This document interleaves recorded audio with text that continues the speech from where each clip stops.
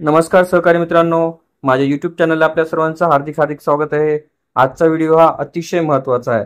आजच्या व्हिडिओचा विषय असा आहे की 7व्या वेतन आयोगातील वेतन श्रेणीतील त्रुटीचे निवारण करण्याकरिता वेतन त्रुटी निवारण समिती 2024 ची स्थापना करण्यात आलेली आहे।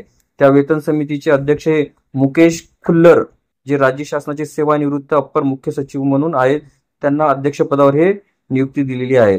तसेच अप्पर मुख्य सचिव सेवा सामान्य प्रशासन विभाग हे सदस्य म्हणून काम पाहणार आहेत व अप्पर मुख्य सचिव व्यय वित्त विभाग हे सदस्य म्हणून काम पाहणार आहेत। सदर समितीने अहवाल हा नियुक्तीच्या दिनांकापासून 6 महिन्याच्या आत आपला अहवाल शासनात सादर करायचा आहे।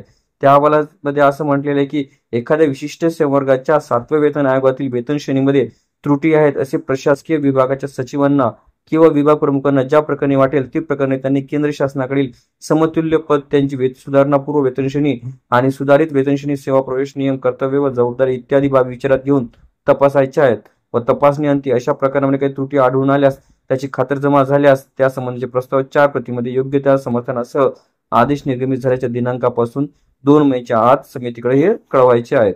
तसेच शासकीय कर्मचाऱ्यांच्या मान्यताप्राप्त संघटनेस किंवा महासंघास काही संवर्गाच्या 7व्या वेतन आयोगातील त्रुटीबाबत निवेदने सादर करावयाची झाल्यास ती संबंधित प्रशासकीय विभागामार्फत सादर करावेत व प्रशासकीय विभागाने या निवेदनाची तपासणी करून वरील परिच्छेद क्रमांक 4 मध्ये नमूद केल्यानुसार आपल्या शिफारशीसह प्रस्ताव समितीच्या विचारार्थ सादर करावा। व्हिडिओ आवडले असल्यास नक्की लाईक, शेअर आणि सबस्क्राईब करायला विसरू नका। सदरील शासन निर्णय डाउनलोड करण्यासाठी www.march.government.in या वेबसाईटवरून आपण सदरील शासन निर्णय हा डाउनलोड करू शकता।